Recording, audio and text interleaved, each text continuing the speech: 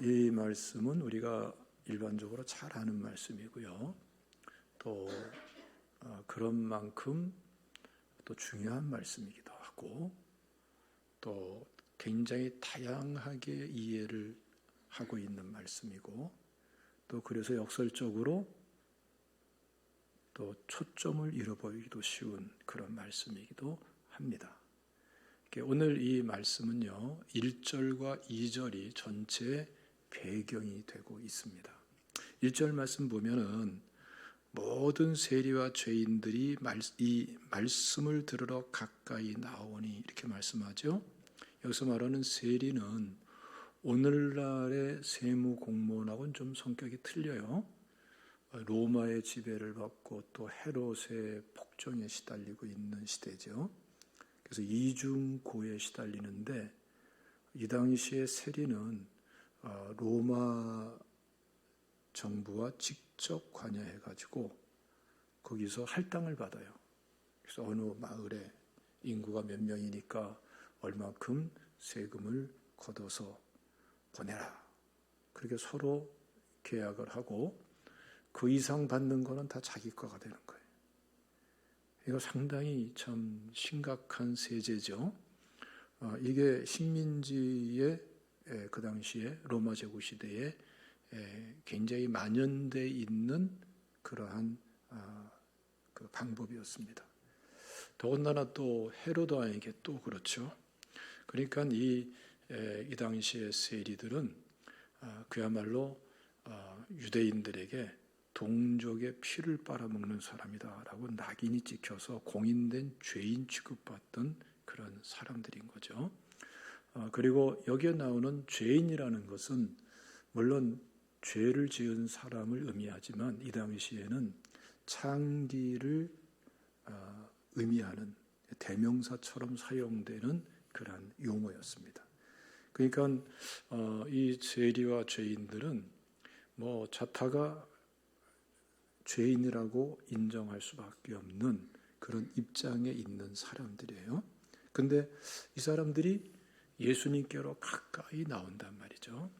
근데 가까이 나온다는 말은 원문상으로 어떤 뜻이지 하면은 예수님의 말씀을 듣기 위해서 더 가까이 나오는 그런 의미로도 볼 수 있고 또 그것만이 아니라 한 사람, 두 사람, 세 사람 더 많은 사람들이 더 가까이 나오는 그러한 의미로도 이해할 수 있는 그런 말입니다.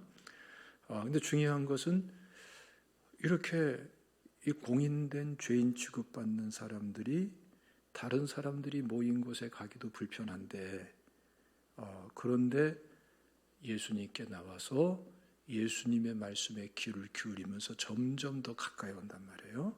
이게 하나의 장면이고요. 2절에서는 이러한 세리와 죄인들을 보면서 바리새인과 서기관들이 판단하죠. 정죄하죠.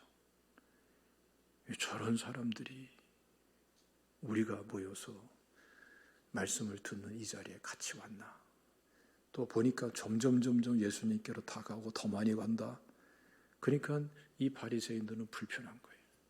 이 바리새인들은 이 당시에 신앙생활을 잘한다고 또 자타가 인정하는 그러한 사람들이죠. 그리고 하나님 말씀을 누구보다 더 잘 안다라는 그러한 입장에 있는 사람들인데 그래서 본인들은 거룩하고 그리고 그 당시에 상당히 지도층에 있고 이러한 입장에 있는 사람들인데 이 세리와 죄인들의 예수님 말씀을 들으러 가까이 오고 자기들과 함께하고 같이 음식을 먹고 이런 것을 보면서 마음이 불편한 거예요. 그리고 판단하고 비판하고 그리고 왜 예수님이 저런 사람을 가까이 하는가 또 원망도 하게 되고 불평도 하게 되고 그래서 한쪽으로는 은혜를 받고 말씀을 정말 받아들이는 그 자리에서 이 바리새인과 서기관들에 의해서 또 원망과 불평의 분위기가 쫙 확산되고 있는 그래서 이 양쪽의 그러한 두 가지 형태의 모습이 같이 있는 이게 바로 오늘 본문의 배경인 것입니다. 그런데 이때 예수님께서는 이 상황 속에서 세 가지 비유를 연속적으로 말씀을 하시죠. 하나는 잃어버린 양에 대한 비유, 또 하나는 잃어버린 드라크마에 대한 비유, 또 하나는 소위 말하는 탕자라고 말하는 그 둘째 아들에 관한 비유. 이 두 아들에 대한 비유를 연속적으로 말씀하세요. 그러면서 이 세 가지 비유를 통해서 예수님이 말씀하는 것은 딱 한 가지예요. 하나님은 어떤 분이고 하나님의 사랑은 무엇인가? 그것에 대해서 말씀을 하시는 것입니다. 그래서 하나님은 성경에서 보면은 하나님이 어떠한 분이라는 게 끊임없이 여러 형태로 계속 말씀되어지고 있어요. 근데 그것을 갖다가 주제별로 구분을 하면은 또 여러 가지 주제로 나눌 수가 있어요. 하나님은 전능하신 하나님. 몇 가지만 꼽으면은 하나님은 전지하신 하나님. 하나님은 소위 말해서 무소부재, 편재하시는, 즉 어디나 다 계신 하나님. 안 계신 곳이 없는 하나님이시죠. 그러면서 하나님은 영원하신 하나님, 완전하신 하나님, 그리고 하나님은 공의로우신 하나님. 그러니까 하나님의 이 본성, 속성이 어마어마한 그러한 분이신데, 근데 이 모든 것을 다 모아서 하나님은 어떻게 초점 맞추시고 열매를 맺으시는가? 그것을 다 사랑으로 바꿔가시는 하나님. 대표적으로 하나님의 공의로 말한다면은 다 지옥 갈 죄인인데 그 하나님의 공의의 극한 심판을 받아내고 벗어날 수 있는 사람이 없기 때문에 하나님께서는 독생자 예수 그리스도를 이 땅에 보내셔서 대신 십자가에서 죽게 하심으로 대신 심판받는 그 은혜를 통해서 우리를 구원하시는, 그래서 우리에 대한 하나님의 사랑을 실현하시는 사랑의 하나님. 여기로 모든 하나님의 본질을 이루는 특성이 쫙 이렇게 모아지고 있는 거예요. 바로 그 부분에 대해서 지금 말씀을 하는 거예요. 그래서 하나님은 이제 바리새인들에 대해서는 여러분들도 하나님이 사랑하시지만, 그렇죠? 근데 이 세리와 죄인들도 하나님은 사랑하신다. 그걸 말씀하는 거예요. 그리고 모두를 사랑한다. 그리고 완전한 사람이 어디 있느냐? 사실은 다 지옥 갈 죄인이 아니었느냐? 하나님의 은혜, 하나님의 사랑으로 먼저 구원받고 먼저 은혜를 알았을 뿐이다. 하나님은 사랑의 하나님이심을 구체적으로 비유를 들어서 말씀을 하시는 거예요. 근데 그 사랑도 어떤 사랑이냐? 정말 포기하지 않는 사랑, 그 누구도 끊을 수 없는 사랑을 가지고 사랑하시되 끝까지 사랑하시는 분이 하나님이시다. 그걸 설명하는 거예요. 그래서 오늘 보면은 두 차례 반복되는 용어들이 나옵니다. 잃은 양의 비유를 보면은 4절 하반절에 이렇게 말씀하죠. 찾아내기까지 찾아다니지 아니하겠느냐. 99마리를 놔두고 한 마리를 찾는데 찾아낼 때까지 찾는다는 거예요. 이걸 통해서 하나님의 사랑을 설명하는 거예요.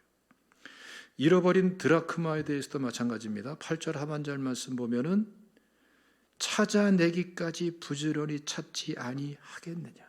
찾아내기까지가 반복되고 있어요. 그러니까 하나님의 사랑은 포기하지 않는 사랑이에요.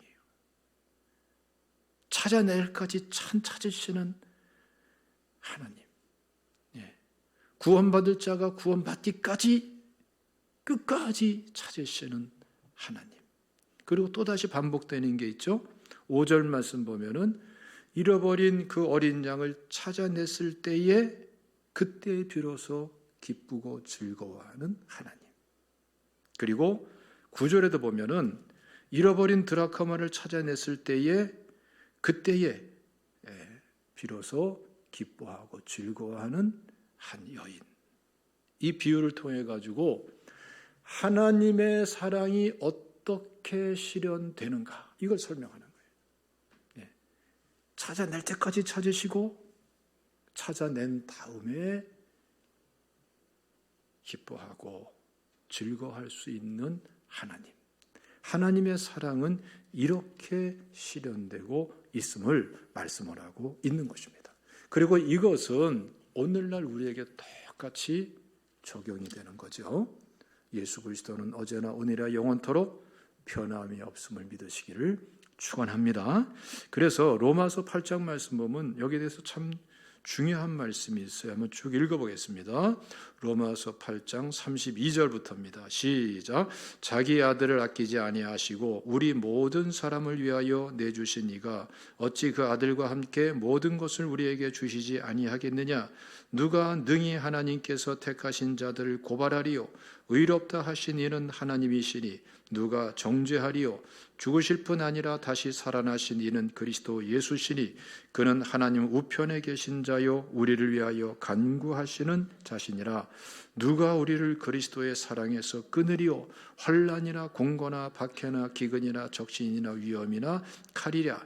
기록된 바 우리가 종일 주를 위하여 죽임을 당하게 되며 도살을 당할 양같이 여김을 받았나이다 함과 같으니라. 그러나 이 모든 일에 우리를 사랑하시는 이로 말미암아 우리가 넉넉히 이기느니라.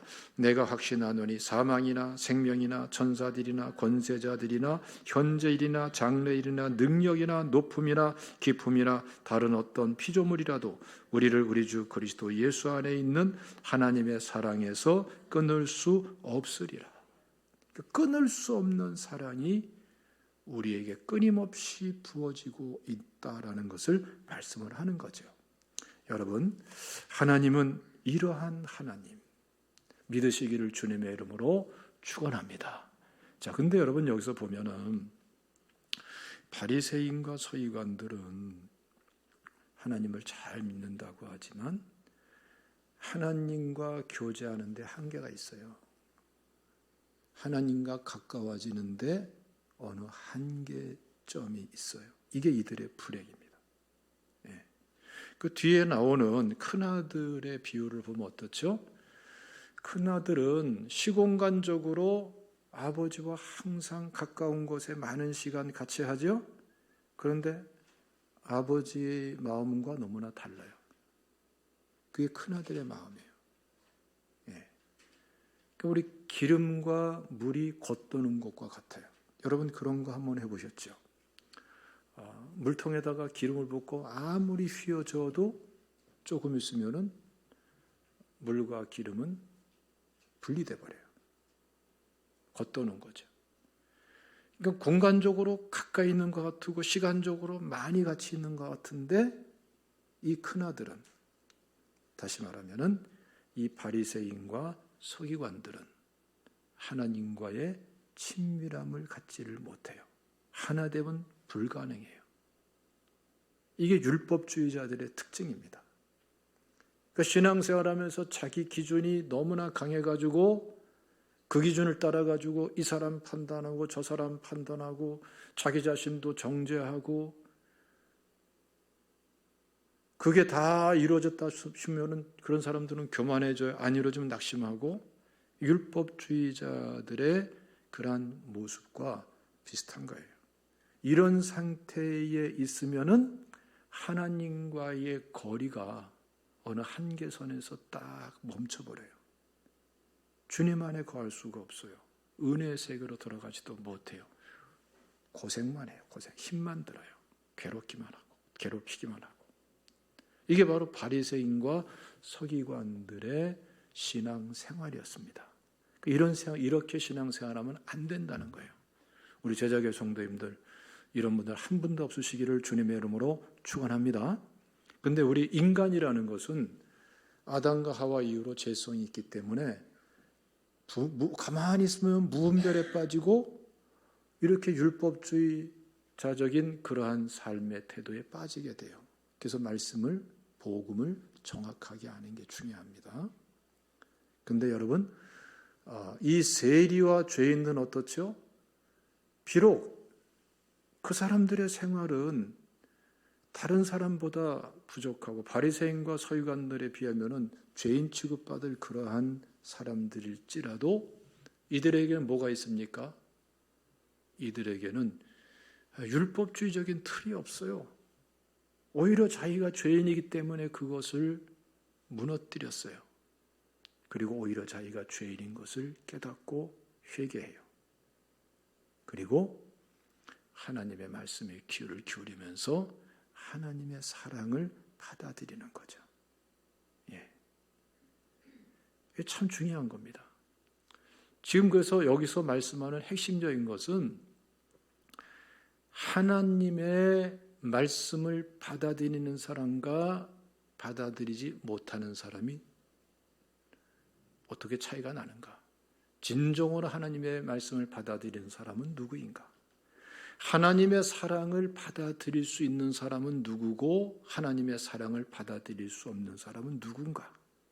이걸 명확하게 구분져서 말씀하는 게 오늘 세 가지 비유를 통해서 말씀하시는 내용인 거예요.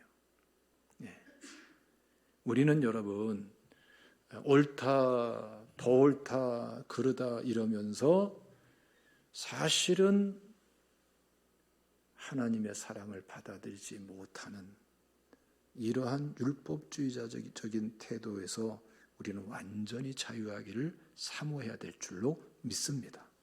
오히려 하나님의 사랑을 받아들이고 또 받아들이는 이러한 축복된 사람, 은혜, 복음에 합당한 믿음의 사람이 돼야 될 줄로 믿습니다.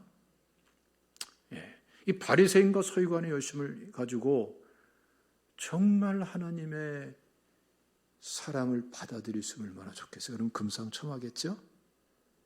자, 그런데 여러분, 하나님의 사랑을 받아들일 때에 어떠한 역사가 있는가를 이 비유를 통해서 설명을 하는 거예요. 하나님께서는 이런 사람들에게 회복의 은혜를 주세요. 여러분, 이 탕자가 사실은 다 잃어버렸잖아요. 아버지의 재산을 가져가서 다 허랑방탕하면서 다 잃어버렸잖아요. 친구도 떠나가고 기근이 닥치고 돼지 치는 사람으로 전락해버리고 그것도 돼지가 먹는 쥐업 열매도 제대로 안 줘서 굶주리고 학대받는 그런 삶으로 전락해버리고 다 잃어버렸어요. 다 잃어버렸어요. 그런데 이 탕자는 아버지의 사랑을 받아들이면서 아버지께로 나아갑니다. 탕자가 한 것은 아무것도 없어요. 그 외에. 일어나서 아버지께로 간 것밖에 없어요. 아버지의 사랑을 받아들이면서 아버지께로 향해서 갔더니 어느 시점에서 아버지는 기다리고 있는 거죠. 그 뛰어나와서 마주 앉고 끌어안고 그러면서 환영해주고 그리고 이 거렁뱅이처럼 됐을 거 아니겠습니까? 다 목욕시키고 옷을 다 갈아입히고 가락지를 끼워주고 신발을 시키고 잔치를 베풀어주고 이거는 탕자 스스로 할 수 있는 것이 아니고 아버지가 할 수 있는 일이에요. 그러니까 여러분 우리 삶에 있어서 진정한 회복은 우리 선에서 될 수 있는 게 아니에요. 한번 곰곰이 생각해 보세요. 진정한 회복은 우리가 하나님의 사랑을 받아들이면서 하나님께로 나갈 때에 어느 시점에서 하나님께서 회복시키는 역사가 일어나게 되는 겁니다. 하나님께서 맞이해 주시고 회복시켜 주는 역사. 회복은 그래서 하나님의 은혜 차원에서 일어나는 거예요. 우리 스스로 굉장하게 회복할 것 같고 해답을 얻을 것 같지만 해보신 분들은 알아요. 그게 얼마나 한계가 있는지. 그러나 분명한 사실은 우리가 하나님의 사랑을 받아들이면서 하나님께로 한 발자국 한 발자국 나가면은 그게 예배가 돼버려요. 그게 찬양이 돼버려요. 그게 기도가 돼버려요. 하나님과 친밀함이 돼버려요. 하나님의 사랑이 더 부어지게 돼요. 그 사랑이 이제 실제가 되는데 우리의 회복으로 나타나게 돼요. 예. 탕자가 아들됨의 모든 것을 회복하는 것은 탕자가 할 수 있는 게 아니에요. 권한도 없어요. 하나님이 하셔야 되는 그런 영역이에요. 우리의 회복도 마찬가지입니다. 여러분들 삶에 있어서 진짜 회복돼야 될 진짜 중요한 핵심적인 그러한 가장 힘든 불가능해 보이는 그 영역에 있어서 회복을 하기를 원하신다면 여러분 더 이상 바둥거리지 마세요. 오히려 하나님 아버지의 사랑을 받아들이면서 한 발자국씩 하나님께로 가까이 나아가시기를 주님의 이름으로 축원합니다. 하나님은 하나님의 역사를 하시는 분이십니다. 뿐만 아니라 회복과 함께 치유를 허락하십니다. 여러분 생각해 보세요. 이 탕자가 얼마나 많은 상처를 받았겠어요. 아버지의 사랑을 배신하고 아버지의 재산을 달라고 그래가지고 떠나갔어요. 다 얻은 것 같지만 사실은 아버지의 사랑을 배신하는 그 자체부터가 상처예요. 아버지를 떠나는 것부터가 보통 마음 가지고 떠날 수 있는 게 아니에요. 그 재산을 가지고 먼 나라 가서 허랑방탕하면서 굉장히 세상을 즐기고 쾌락을 즐기는 것 같지만 그 하나하나가 사실은 탕자에게는 영혼 깊숙이 심령 깊숙이 상처예요. 인격 깊숙이 파고드는 그런 어둠이에요. 그렇지 않습니까? 재산을 다 잃어버렸을 때에 얼마나 좌절과 상처가 컸겠어요. 친구들이 떠나갈 때의 배신, 거절감, 상실감 또 얼마나 크겠어요. 기근이 닥쳤을 때 얼마나 그 고통과 상처는 컸겠어요. 죽고 싶었을 거예요 아마. 오죽하면 돼지 우리간에서 돼지를 치고 있습니까? 유대인이 돼가지고 유대인들은 돼지를 경멸하잖아요. 그 지경이 됐을 적에 얼마나 상처가 크고 낙심됐겠어요. 더군다나 돼지가 먹는 쥐염 열매도 제대로 얻어먹지 못해서 늘 배가 고픈데 이 학대받는 삶 속에서 얼마나 많은 상처가 있었겠냐고요. 이러한 상처 여러분 스스로 해결하는데도 한계가 있어요. 물질이 있으면 해결되겠습니까? 아닙니다. 물질이 있으면 아마 이 탕자는 또 허랑방탕한 길로 가기가 10중 8구예요. 또다시 다른 형태의 삐뚤어짐은 얼마든지 있을 수가 있어요. 진정한 회복과 진정한 치유는 어떻게 일어납니까?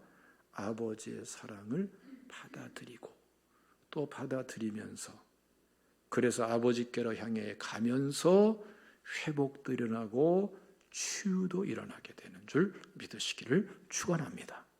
할렐루야. 여러분 저는 이렇게 풍선 보면 참 느끼는 게 많아요.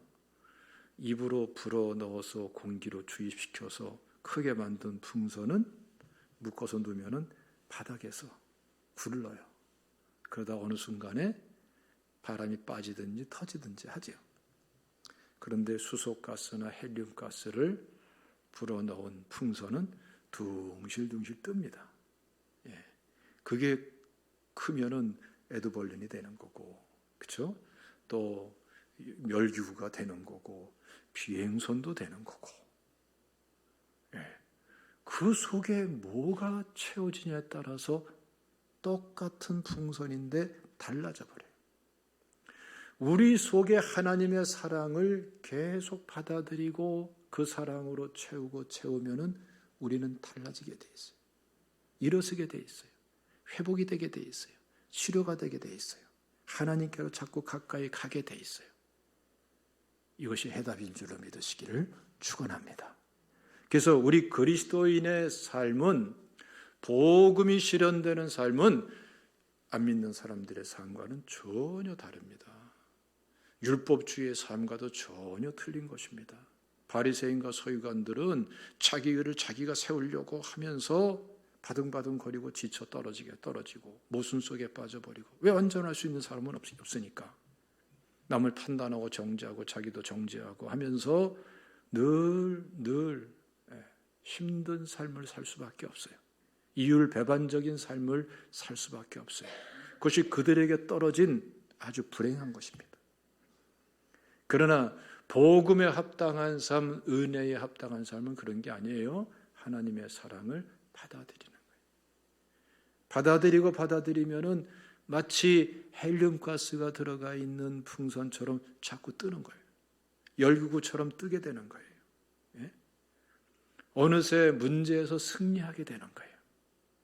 은혜가 주장하게 되고, 말씀이 주장하게 되고, 성령이 주장하게 되고, 주님의 사랑이 강권하게 되고.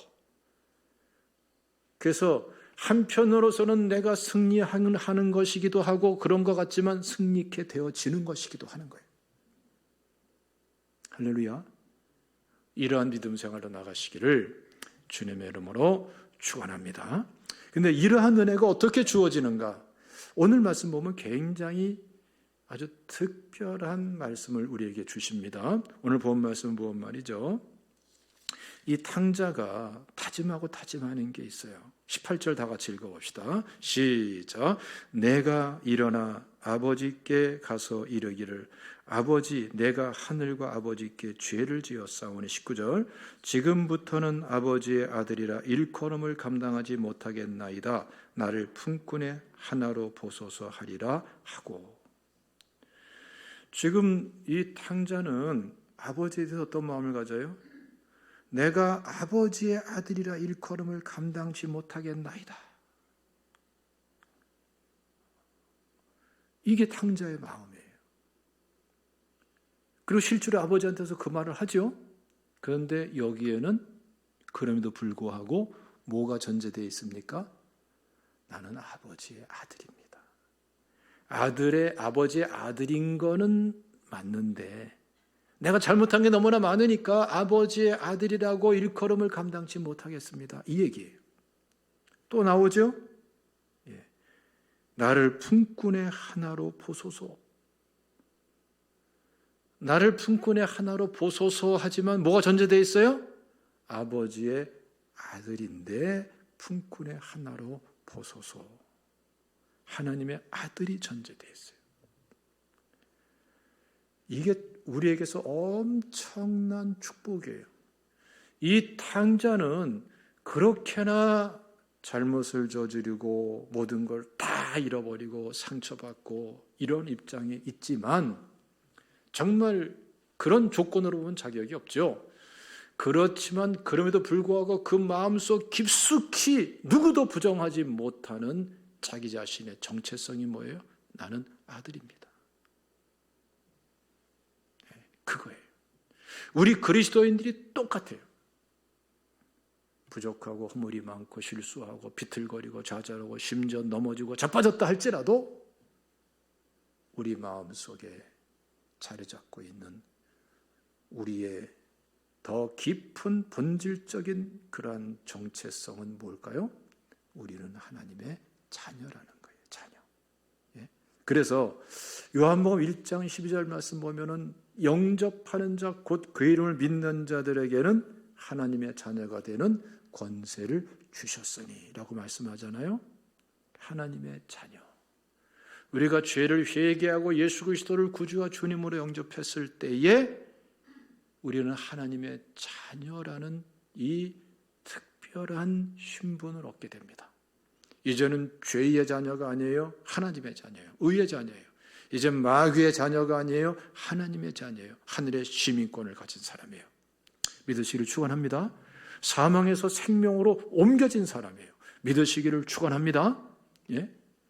이게 우리의 정체성이에요. 예. 이게 오늘 탕자를 통해서 설명하는 우리의 정체성이에요. 아버지의 아들이라고 일컬음 받는 것을 감당하지 못하겠지만 그러나 그 이전에 나는 아버지의 아들이에요. 품꾼의 하나로 봐주옵소서. 하지만 그 이전에 나는 하나님의 아들인데 나는 이렇게 부족함이 많습니다. 잘못이 많습니다. 이렇게 되는 거예요. 그리고 이것은 우리 스스로 막 주장하고 막 입증해내고 그러는 게 아니에요. 하나님께서 그렇게 역사하시는 거예요. 성령께서 도우시는 거예요. 읽어보겠습니다. 자, 우리 로마서 8장 말씀 15절로 17절까지 다 같이 읽겠습니다. 시작. 너희는 다시 무서워하는 종의 영을 받지 아니하고 양자의 영을 받았으므로 우리가 아빠 아버지라고 부르짖느니라. 성령이 친히 우리의 영과 더불어 우리가 하나님의 자녀인 것을 증언하시나니 자녀이면 또한 상속자 곧 하나님의 상속자요 그리스도와 함께한 상속자니 우리가 그와 함께 영광을 받기 위하여 고난도 함께 받아야 할 것이니라. 우리가 하나님의 자녀됨을 우리 스스로 입증하는 게 아니에요. 성령께서 계속해서 증언하고 깨달음을 주세요. 그래서 16절 보면은 성령이 친히 우리의 영과 더불어 우리가 하나님의 자녀인 것을 증언하시나니. 여러분들은 하나님의 자녀입니다. 믿으시기를 축원합니다. 우리 서로 좀 옆 사람과 이렇게 격려합시다. 당신은 하나님의 자녀입니다. 시작. 당신은 하나님의 자녀입니다. 할렐루야. 성령께서 계속 증언하시는데 이건 영원히 증언해, 영원히.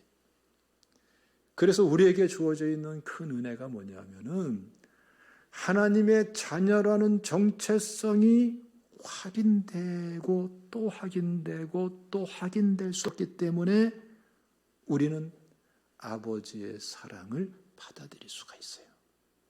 할렐루야. 여러분 지금 뭐가 힘듭니까? 뭐가 과제입니까? 여러분 거기서 성령께서 여러분을 향해서 증언하시는 것을 깨달으세요.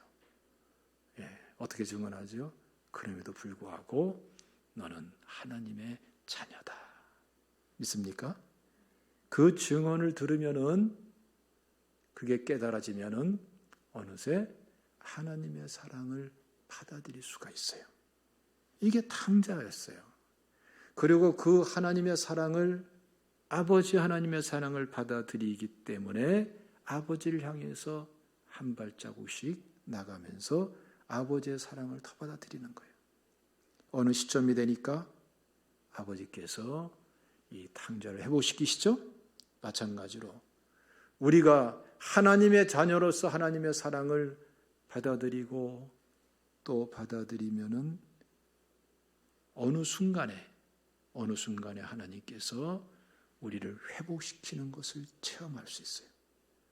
이게 이렇게 달라지네. 이렇게 회복이 되네. 하나님께서 그 회복과 함께 치유해 주시는 것을 체험할 수 있어요. 내 심령이 이렇게 달라지네. 내 삶이 이렇게 달라지네. 영적인 상태가 달라지네. 하나님의 은혜가 달라지네.